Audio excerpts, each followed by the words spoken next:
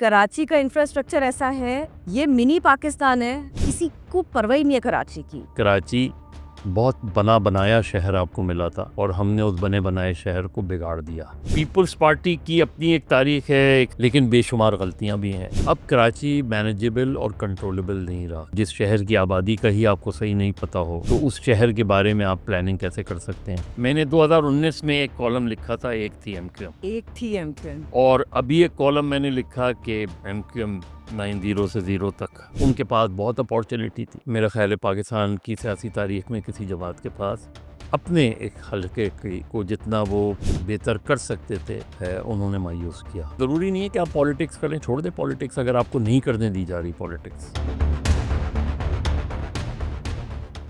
अस्सलाम वालेकुम, आई मीडिया के साथ मैं हूं किरण आफ्ताब। आज हम बात करेंगे कि पाकिस्तान में सियासत हो रही है तो कैसी, सहाफत हो रही है तो कैसी, मामलात किस रुख को हैं और किस रुख को जाएंगे। सियासी हवाएं, गैर सियासी मामलात, सारे के सारे सीनियर सहाफ़ी मज़हर अब्बास साहब से जानेंगे। अस्सलाम वालेकुम। जी वालेकुम सलाम करण। कैसे हैं आप? मैं ठीक हूँ, बिल्कुल खैरियत से। आप बताएं। लग भी रहा है, लेकिन ये मुल्क के हालात में तो कोई खैरियत मुझे नज़र नहीं आती। इसीलिए तो ठीक है, इसलिए ठीक है। इसलिए कि there is never a dull moment in Pakistan. क्या बात है। तो सहाफ़ियों के लिए बहुत ज़्यादा अच्छी सूरत हाल बहुत अच्छी नहीं होती। ये तो है, ये तो है, ये तो बेसिक है। उस्ताद है ना, आज भी सिखा दिया। अच्छा, हमें ये बताइए मज़हर साहब, हम कराची की बात करते हैं। कराची का इंफ्रास्ट्रक्चर ऐसा है, आबादी ज़्यादा, इंफ्रास्ट्रक्चर ना होने के बराबर। ये मिनी पाकिस्तान है और ऐसा लगता है पाकिस्तान की सियासी जमातों को किसी को परवाह ही नहीं है कराची की। कोई नहीं देखने वाला, कोई कराची के शहरी के सर पे हाथ रखने वाला नहीं है। इत्मीनान और तसल्ली भी कहीं दूर रह गई, बहुत साल हुए इस बात को। ऐसे ही है ना? हाँ, कराची देखिए बड़ा बहुत ही दिलचस्प शहर है। कोई भी बड़ा शहर हो दुनिया भर में, वहाँ लोग आते हैं नौकरियों के लिए। ऐसा नहीं होता कि नहीं आते नौकरियों के लिए, लेकिन आपको फिर बड़े शहर को उसी तरीके से प्लान करना होता है वो ना हो सका। कि लोग आते रहें, अकोमोडेट होते रहें। अब एक विज़न होता है कराची का। कराची बहुत आज भी अगर कराची की सड़कें देखें तो बहुत कुशादा सड़कें हैं, लेकिन उनको आपने कम कम करते करते करते बिल्कुल सिकुड़ गई हैं सारी सड़कें। वो सड़कें अगर आप दोबारा उनकी असल हालत में बहाल कर दें, आप उन सड़कों को, वही सड़कें उनको आपको ना कोई। कराची में आपकी सर्कुलर रेलवे भी होती थी, कराची में ट्राम भी होती थी, कराची में बड़ी बसें भी चला करती थीं। तो प्लान नहीं किया। असल अगर मुख्तसर सी बात करूं तो ये कि कराची बहुत बना बनाया शहर आपको मिला था और हमने उस बने बनाए शहर को बिगाड़ दिया। कदर नहीं की। और नहीं किया। जब आपने नहीं किया तो अब इतना ज़्यादा जो है सूरत हाल ख़राब हो गई है कि कई साल से मैं ये बात कह रहा हूँ। लोग, बहुत से लोग एग्री करते हैं, बहुत से नहीं करते, कि अब कराची जो है वो मैनेजेबल सिटी नहीं रहा। अब कराची को आप मैनेज नहीं कर सकते, इसलिए कि जिस शहर की आबादी का ही आपको सही नहीं पता हो तो उस शहर के बारे में आप प्लानिंग कैसे कर सकते हैं। आपको ये पता ही ना हो कि कराची में किस शरह से लोग आते हैं और कहाँ बस जाते हैं, कहाँ चले जाते हैं। एक वक्त था कि कराची में जब बाहर से लोग आते थे तो उनकी रजिस्ट्रेशन हुआ करती थी। तो ये सारी चीज़ें थी शहर में। अच्छे बड़े नाले भी थे, पानी के नाले भी थे, ड्रेनेज के भी थे वो। तो अब इसको इतनी एक ख़ास अरसे तक तो आप मैनेज कर सकते थे। अब कराची मैनेजेबल और कंट्रोलेबल नहीं रहा कराची। तो अब जो भी चीज़ है वो हमारे दोस्त हैं अहमद नवेद, उनका मिसरा है कि इमारत की मरम्मत इस तरह की जाए सारे ऐब छुप जाएं। हाय हाय हाय हाय। तो हम ऐबों को छुपाने के लिए जो है लीता पोती करते हैं, लीपापोती करते हैं नहीं हो पा। और फिर आगे बढ़ जाते हैं। एक सड़क टूटती है, यही जिस सड़क पे आपका ये दफ्तर है, इस सड़क को मैं 2007 में जब मैं कराची से इस्लामाबाद गया था तो ये सड़क टूटी हुई थी, यहाँ कुछ कंस्ट्रक्शन हो रही थी। 6 साल बाद जब वापस आया तो उस सड़क का वही हाल था। यूनिवर्सिटी रोड तो सही बना दी थी, उसको तोड़ दिया। अभी तक टूटी हुई है। कुछ दिनों के लिए कुछ ठीक रही वो। तो वही मैंने वही कहा ना कि अब इसमें अब इस बहस कराची की, क्योंकि कराची की सड़कें अब कारोबार हैं। कराची में हर साल जो है ना वो आप देखें कि फुटपाथ बनते हैं, हर साल बनते हैं फुटपाथ। हालांकि ये चीज़ें वो होती हैं जो साल के लिए बनती हैं। आप किसी सड़क को बनाते हैं तो आप उसकी गारंटी लेते हैं कि ये सड़क 5 साल तक बिल्कुल नहीं टूटेगी, लेकिन ये नहीं होता इसमें। तो एक कारोबार बन गया, तो हर चीज़ का एक कारोबार बना दिया गया है। उसमें उसमें ठेकेदार का कमीशन भी होता है, ऊपर भी कमीशन होता है, कमीशन, करप्शन और कैपेसिटी नहीं होती बनाने की। कराची में अभी एक नया अंडरपास जो है वो करीमाबाद पे बन रहा है, उसका सुना इफ्तिताह है अगले महीने। माशाल्लाह 1.5 बिलियन सुना है उसकी लागत से ये शुरू हुआ था और तकरीबन 4 अरब की लागत से ख़त्म हो रहा है। अब उस अंडरपास की क्या ज़रूरत थी? ये सिर्फ एक ही अंडरपास की बात नहीं कर रहा। कराची में जो अंडरपास हैं, फ्लाईओवर, ये बलोच कॉलोनी का ब्रिज, ये जब बन रहा था तो जो इसके 2 हिस्से थे वो काटे गए, बाद में तोड़ दिए गए बना के। किसी ने किसी को अकाउंटेबल नहीं किया कि भाई ये गलत बना तो क्यों बना। यही शहीद मिल्लत रोड का मुझे याद है, फ़हीम ज़मान हमारे दोस्त एडमिनिस्ट्रेटर थे, वो मुझे लेकर गया था, तो मनो बर्फ़ डाली गई थी जब सड़क बन रही थी। वो सड़क जब बनी और शानदार सड़क बनी, उसके बाद आपने अंडरपास और फ्लाईओवर्स बनाने शुरू कर दिए। तो जो विज़न है कि आपने क्या चीज़ करनी है, वो विज़न ही नज़र नहीं आता। आप शहर को प्लान करते हैं आप, और प्लान एक वक्त के लिए नहीं करते। जब आप कोई फ्लाईओवर बना रहे होते हैं, कोई अंडरपास बना रहे होते हैं, तो आपकी स्टडी होती है कि आज से 10 साल, 15 साल, 20 साल बाद इस सड़क पर कितनी गाड़ियां आ जाएंगी। इस सड़क पे आगे के लिए करते हैं। कुछ भी नहीं सोचा। तो इसलिए जब आपने एक बने बनाए शहर को बिगाड़ दिया, अब उसकी जिम्मेदारियां आप एक दूसरे पर डालते रहे। अब वो अब क्या तक होता सिलसिला चलता रहता है। जिसका बस चला है उसने इस शहर को लूटा है। हाँ। अच्छा, अब तो आपने कहा कि जी 5 साल में भी सड़कें नहीं बनती हैं, स्टेक होल्डर्स को लिख के देना चाहिए, कम से कम 5 साल में बना दूंगा। ये फरमाइएगा, पॉलिटिकल पार्टीज हैं कहाँ? हम एमक्यूएम से बात का आगाज कर लेते हैं। एमक्यूएम, उनका सामने आना, फिर उनके अंदर स्प्लिट्स का हो जाना, फिर एक शोर उठना कि शायद सबके सब जम हो जाएंगे, और फिर कुछ भी ना होना। अब कहाँ खड़ी है एमक्यूएम और कहाँ देख रहे हैं आगे आप?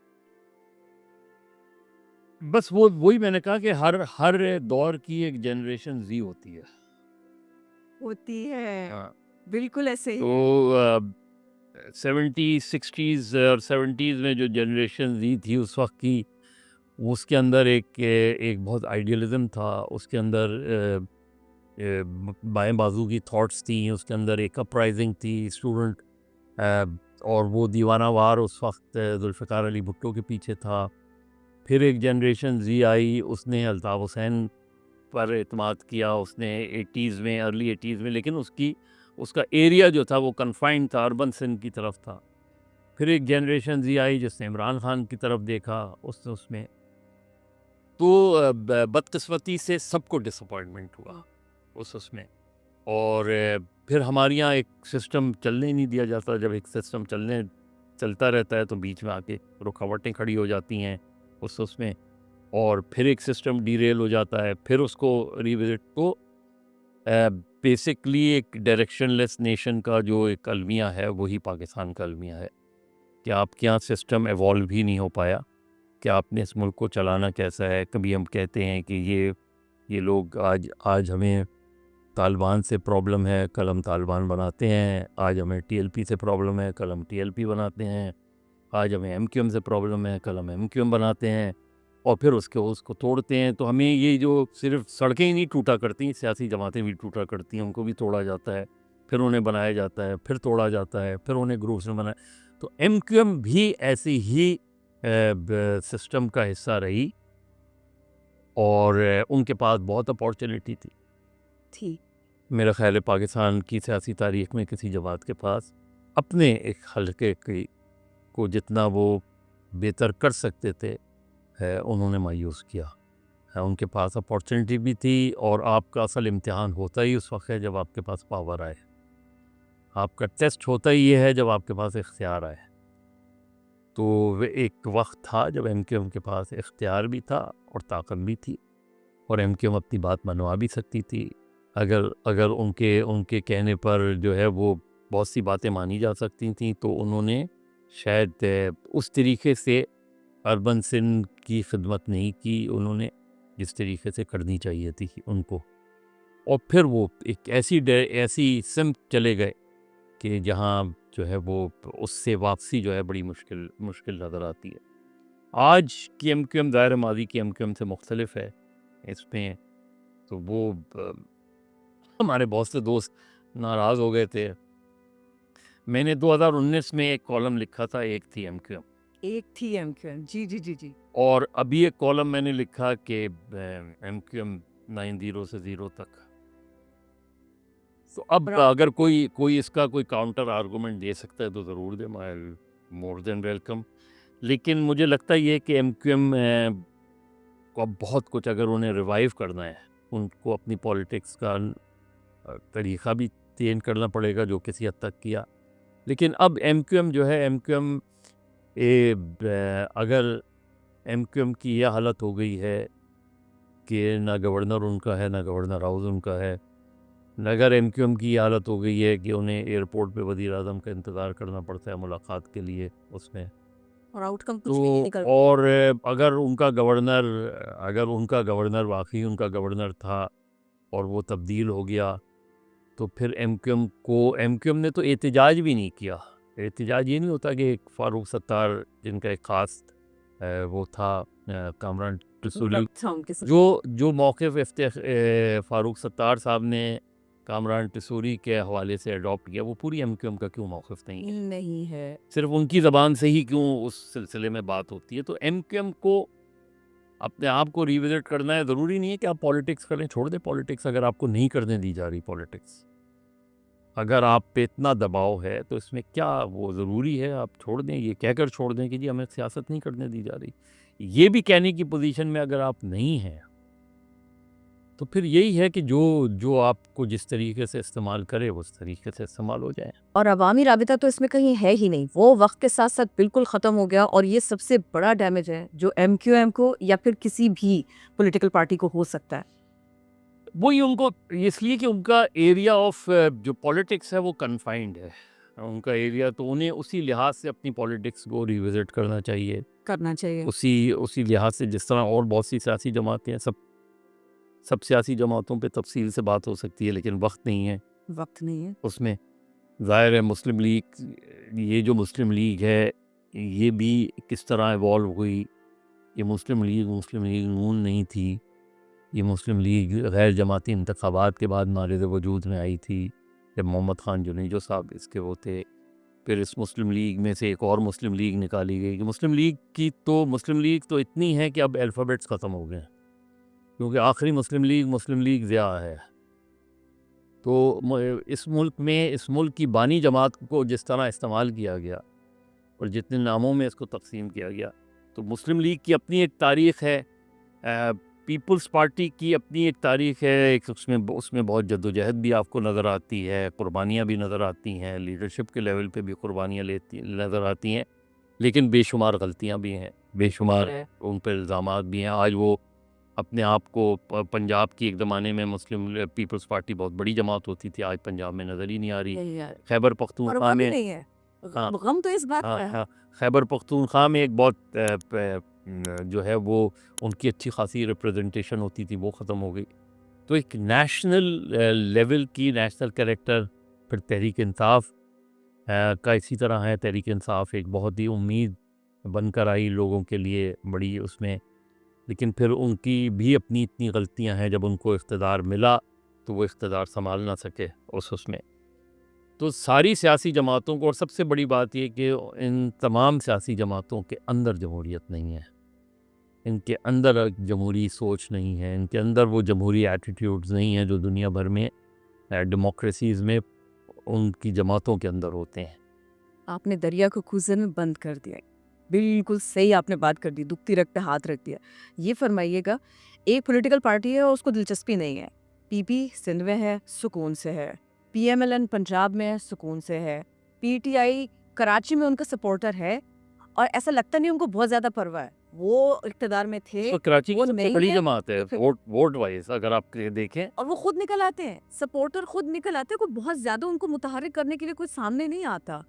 लेकिन आपको दिलचस्पी यही है ना कि तब तहरीक इंसाफ अपने आप को बहैसियत अपोजिशन जमात मनवा नहीं पा रही। कोई एक मुनज़्ज़म तहरीक अब तक वो नहीं चला पाए। बड़ी बड़ी बातें करते हैं, उसके बाद कुछ नहीं होता। उसमें ये कर देंगे, वो कर देंगे, कुछ नहीं होता। तो अपने आप को एक मुतहर्रिक जमात नहीं बना पाए बहैसियत अपोजिशन। उन पे ये इसमें कोई शक नहीं है कि जो हुकूमतों की दबाव है, रियासती अनासर का दबाव है, वो उन पर है। उनके बहुत से लीडर गिरफ्तार हैं, लेकिन ऐसा नहीं है कि इसके अलावा भी अल्टरनेट उन्होंने एक इत्तेहाद बनाया। वो इत्तेहाद क्या कर रहा है महमूद खाना चगधरी साहब के साथ, उसकी कोई हमें कहीं नज़र नहीं आती उसमें। तो बहैसियत अपोजिशन जमात, जो अगर हम 3-4 साल का जायज़ा लें तहरीक इंसाफ, तो तहरीक इंसाफ या उनके इत्तेहादी कोई एक मुनज़्ज़म तहरीक इस हुकूमत के ख़िलाफ़ नहीं चला सके। और यही इस तरह तहरीक इंसाफ की जब गवर्नमेंट थी, तो उस वक्त की जो अपोजिशन थी, उसकी जो टूट फूट थी, उसकी जो आपस में इख्तलाफ थे, उससे तहरीक इंसाफ को एक तक़वियत मिली। तो मेरा ख़्याल है तहरीक इंसाफ की जो लीडरशिप है, वो हुकूमत को चैलेंज उस वक्त तक नहीं दे सकती जब तक उनका हाउस इन ऑर्डर ना हो। और वो हाउस इन ऑर्डर नज़र नहीं आता। एक तरफ अलीमा ख़ान हैं, दूसरी तरफ बैरिस्टर गौहर हैं, तीसरी तरफ अचकज़ई हैं। तो इस वजह से हुकूमत को कोई बहुत ज़्यादा परेशानी का सामना, वो हुकूमत की अपनी बौखलाहट अपनी जगह, उनकी उनकी जो जो गैर जमहूरी एटीट्यूड है वो अपनी जगह है उनका। और वो पंजाब में बहुत कोशिश कर लें, लेकिन पंजाब को वो विन ओवर नहीं कर पा रहे जब से वो 8 फरवरी 2024 के इलेक्शन के बाद। क्योंकि वहाँ मरियम नवाज़ अगर काम कर भी रही हैं तो मुस्लिम लीग नज़र नहीं आ रही। सही। तो जो सियासी जमात होती है, अगर वो हुकूमत में होती है, तो हुकूमत के इक़दामात अपनी जगह होते हैं, लेकिन जमात जो है उसके इक़दामात अपनी जगह होते हैं। मेरी मुस्लिम लीग के पुराने लोगों से बात होती रहती है, वो ये बात करते हैं कि पार्टी कहीं नज़र नहीं आ रही, हुकूमत चल रही है। यही सूरत हाल जो है, इसलिए ये सिस्टम जो है, इस सिस्टम जैसा तैसा सिस्टम है, ये चल रहा है इसलिए कि सिस्टम को सही बात। फिर सबसे बड़ा जो फैक्टर है वो जुडिशरी का है। जुडिशरी बिल्कुल क्रिपल्ड होकर रह गई है। मीडिया बिल्कुल कंट्रोल होकर रह गया है। उसमें मीडिया के अपने चैलेंजेस हैं, उसको जिस तरह मादी में चैलेंज किया जाता था, इस तरह के कवानीन को उस तरह चैलेंज नहीं किया जा रहा। नहीं किया जाता। तो अगर आपके रियासत के चारों सुतून में दरारें पड़ी हों, तो फिर इमारत जो है ना, वो उसके बारे में तशवीश होनी चाहिए। क्योंकि अगर जो आपके सुतून जो हैं, अगर उनको आपने दुरुस्त नहीं किया, तो खुदा न खास्ता इमारत को नुकसान ना पहुंच जाए। और ये नज़र आ रहा है कि इमारत को नुकसान पहुंच रहा है। मीडिया का आपने तस्करा किया, बिगाड़ आया कहाँ से है? इतने सारे न्यूज़ चैनल्स आ गए और अब देखिए आप सैलरीज़ तक नहीं है। अब वो वादा करते कुछ हैं और बिल्कुल जैसे कोई भी एक आम सी फैक्ट्री चल रही होती, न्यूज़ चैनल इसी तरह से चल रहा है। आप न्यूज़ रूम के हैं तो मैंने कहा पूछ लेती हूँ आपसे। ये भी सिर्फ आज की बात नहीं है। मीडिया पाकिस्तान में कभी भी बहुत ज़्यादा आज़ाद और ख़ुद मुख्तार नहीं रहा उसमें। लेकिन एक ये था कि पहले जो एडिटर्स होते थे, उनका एक रिस्पॉन्सिबिलिटी होती थी। एडिटर्स को पता होता था कौन सी खबर जानी चाहिए, कौन सी नहीं जानी चाहिए। अच्छी बुरी ख़बरें हर दौर में रही हैं, अच्छे बुरे सहाफ़ी हर दौर में रहे हैं। लेकिन जो एडिटर का इदारा होता था, उसमें एक रिस्पॉन्सिबिलिटी होती थी। उसे पता होता था कि कल अगर कोई चीज़ गलत हो गई तो मैं ज़िम्मेदार होऊंगा उसका उसमें। तो वो अब वो फैक्टर जो है वो माइनस हो गया है उसमें। अब एक खुला प्लेटफॉर्म है, जैसे डिजिटल का प्लेटफॉर्म है। लेकिन जो डिजिटल प्लेटफॉर्म के लोग हैं, उन्हें ये अंदाज़ा करना बहुत ज़रूरी है कि कौन सी बात जानी चाहिए, कौन सी बात नहीं जानी हम चाहिए कर रहे हैं इसका उसमें। अंदाज़ा। तो इस चीज़ के, और उसके लिए आपके लिए एक प्रोफेशनल आदमी का होना इसलिए ज़रूरी है कि वो लाज़मी है। जज कर सके कि कौन सा जुमला जो है वो काबिल गिरफ्त हो सकता है और कौन सा जुमला जा सकता है भीतर उसमें। स्ट्रक्चर बनना चाहिए। तो हाँ, ये चाहिए। टेलीविज़न का भी यही है। तो अब रेटिंग और सब्सक्राइबर्स बनाने के चक्कर में हम प्रोफेशनलिज्म भूल गए हैं। अब मुझे ये है कि मार्केट में मैं अपने आप को कैसे मनवाऊँ। ये अपनी अटेंशन मार्केट की तरफ, मार्केट की अटेंशन अपनी तरफ मबजूल कराने की खातिर, कमर्शियल्स की खातिर, तो जो मीडिया की अप्रोच है वो कमर्शियल हो गई है। और उसमें खबर कहीं गुम हो गई। खबर कहीं गुम हो गई, खबर गुम होती है। जिस तरह पहले जो मार्केटिंग के लोग होते थे अखबारात के, वो एडिटर की डायरेक्शन पे एडिटर बताता था कि ये कॉपी है, इस कॉपी में इतने इश्तिहार आ सकते हैं, इससे ज़्यादा नहीं आ सकते। अब वो जो मार्केटिंग के लोग हैं वो डिक्टेट करते हैं उसमें। अगर आपका 35 मिनट्स का कंटेंट है तो बाद ख़ास आपका प्रोग्राम सुकड़ते सुकड़ते 10 मिनट का रह जाता है उसमें, क्योंकि कमर्शियल को अहमियत ज़्यादा दी जाती है। ये देख रहे थे। इलेक्शंस के वक्त मुझे याद है कि हाँ, मैं जब एक चैनल पे डायरेक्टर करंट अफेयर्स था, तो इलेक्शन के वक्त ऐसा वक्त भी आया कि उन्होंने कहा यार ये स्लॉट में आप कोई प्रोग्राम ना करें, इश्तिहार चलेंगे उस प्रोग्राम में। तो जो मेंटल अप्रोच है हमारी, वो आर्ट से नहीं, शुरू से, चाहे प्रिंट का ज़माना हो, इलेक्ट्रॉनिक का ज़माना हो, अब डिजिटल का ज़माना हो, वो सिर्फ कमर्शियल हो गई है। ये सबसे बड़ा धचका है। ये सबसे बड़ा धचका है। तो मेरा माइंडसेट पूरा, मेरी अप्रोच पूरी, वो प्रोफेशनलिज्म से ज़्यादा कमर्शियल की तरफ चली गई है, जिससे अल्टीमेट जो है वो मीडिया का नुकसान हो रहा है। ये फरमाइए, ये लाइक्स और सब्सक्रिप्शंस और कमर्शियल के दौर में आप क्यों नेगेटिविटी स्प्रेड नहीं कर रहे भाई? बाकी तो सारे लोगों को यही है, अगर मैं फला की लाइन टो कर लूंगा और अगर मैं फला बात कर दूंगा, ये 4 लफ्ज मैंने इस्तेमाल कर लिए तो इसके ऊपर हेड्स आएंगे। आपने तो कभी भी ऐसा नहीं किया। वो अखबार हो, वो स्क्रीन हो, वो फिर डिजिटल स्पेस हो, आप तो कभी भी ऐसा नहीं मैं करते। सिर्फ खबर से हिट करना चाहता हूँ। क्या बात है, क्या बात। वो चीज़ ये है कि मुझे पता नहीं, शायद मैं किसी को वो नहीं करता, सबकी अपनी अपनी अप्रोच है। वो मेरे सब्सक्राइबर्स ज़्यादा हो ना हो, मेरी रेटिंग अच्छी हो ना हो, मुझे at the end of the day अगर मैं मुतमईन हूँ कि मैंने जो बात की है उससे अगर कुछ लोगों को फ़ायदा हो सकता है, कुछ लोग इससे इस चीज़ को बेहतर अंदाज में देख सकते हो, तो बहुत अच्छी बात है।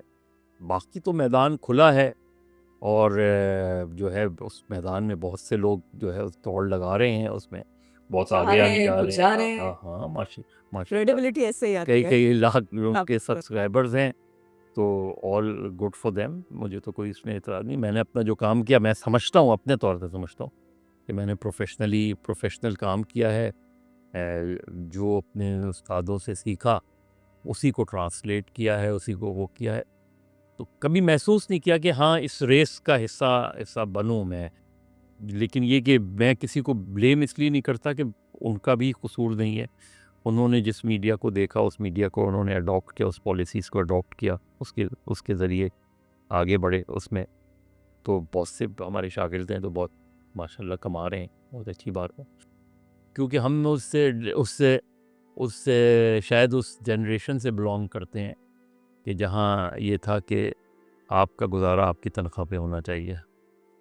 तो ये जो हमारी पूरी अप्रोच मैंने मीडिया की देखी इसमें, तो उससे ज़ाहिर है ये हुआ कि पता नहीं शायद कहाँ कहाँ गलती हुई है। लेकिन दुनिया में आज भी लोग जो है वो पेन नेम से नहीं लिखते। हमने हमें हमें हमारे यहाँ बाज़ औक़ात मजबूरी होती है, लोग अपने पेन नेम से लिखते हैं उसके अंदर। तो दुनिया में चैलेंजेस हैं आज, सिर्फ यही नहीं, सिर्फ पाकिस्तान में ही मीडिया के चैलेंजेस नहीं हैं, ग्लोबली मीडिया के बड़े चैलेंजेस हैं। ऐसे ही है। बहुत सी मीडिया, गाज़ा के मसले पे वेस्टर्न मीडिया बहुत एक्सपोज हुआ, ईरान के मसले पे वेस्टर्न मीडिया बहुत एक्सपोज हुआ दुनिया भर में। लेकिन उसके साथ भी आज भी अगर आप प्रोफेशनली चीज़ों को देखेंगे तो मैं अल जज़ीरा देखूँगा, मैं CNN देखूँगा, मैं BBC देखूँगा। उसमें हमारे किसी बदकिस्मती से किसी पाकिस्तानी मीडिया ने किसी भी इस तरह की उसको अपने आप को, मुझे नहीं याद पड़ता कि हमारे यहाँ कोई दुनिया भर में चैनल्स के या उनके ब्यूरोज़ हैं उस तरीके से। तो इसलिए हमारी हमारी जो प्रोफेशनल अप्रोच रही वो नहीं रही। हमारे चैनल्स रहे हैं या दूसरी जगहों पे रहे हैं, वो एक मिक्स प्लेट नज़र आते हैं। उसमें एंटरटेनमेंट भी है, स्पोर्ट्स भी है, हर चीज़ हमने सारा मसाला डाला है। लेकिन यही मीडिया है, और इसी मीडिया में आप को एवॉल्व करना है, अपने आप को बेहतर एवॉल्व जी। करना है। मतलब सीखना आपसे चाहिए सभी को। अच्छा, मुझे ये बताइए कि आप पेट्रोल प्राइसेस और ये सारा का सारा सिनेरियो, इसराइल, अमेरिका, ईरान तनाज़ा, इसको आप कैसे देखते हैं? किस रुख पे जाता देखते हैं? वो एक ढारस सी आती है कि शायद अब जंगबंदी है, और 2 घंटे बाद ऐसा लगता है ये नहीं था। कुछ इसी तरह की चीज़ें चल रही हैं, और ईरान के लिए तो बहुत ईज़िली कहा जा सकता है ईरान जीत गया। देखिए, ईरान के पास हारने को कुछ नहीं है।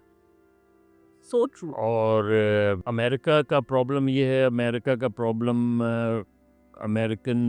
अमेरिकी जो लोग हैं, उन्होंने उन्होंने जो गाज़ा के मसले पे अपनी हुकूमतों के ख़िलाफ़ बड़े-बड़े मुज़ाहरे किए। हमने बरतानिया में देखा, फ्रांस में देखा, पूरा यूरोप, शायद हमारे मुल्क में उतने मुज़ाहरे नहीं हुए सही।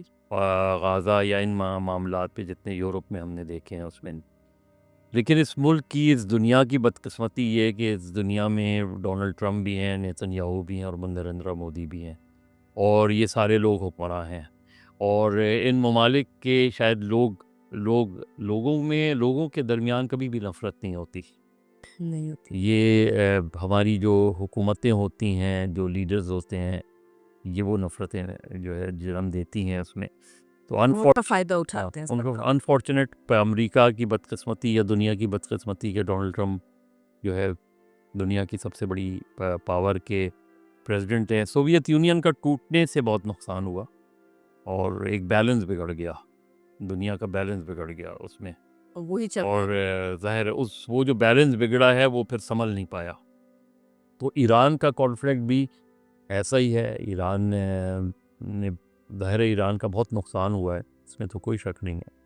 लेकिन ईरान ने ये बताया है कि एक सुपर पावर के सामने एक कौम कैसे खड़ी होती है। फिर कौन कैसे खड़ी हो? और यही मेरा ख़्याल है सबसे बड़ा सबक है कि सिविलाइजेशन जो होती है वो हार कर भी जीतती है। और सिविलाइजेशन बुनियादी तौर पे सिविलाइजेशन कभी हारती नहीं है।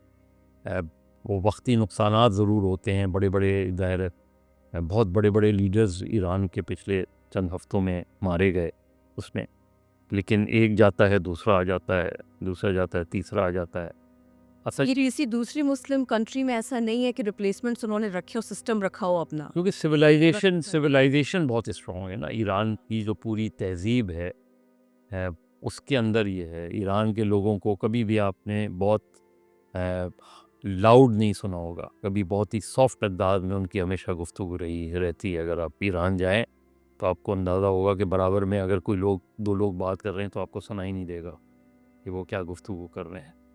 तो वो चूँकि वो सारी चीज़ें उनके अंदर से हैं, उनकी पूरी एक उनकी जनरेशन जो है। और वहाँ आप देखें कि वहाँ के जो, चाहे वो उलमा हों या अदर लीडर्स हों, कोई पीएचडी होगा, किसी ने एमफिल किया हुआ होगा, किसी के पास जो, अब उनकी बात से आपको अंदाज़ा हो जाएगा कि उसको तारीख़ पे कितना अबूर हासिल है उसमें।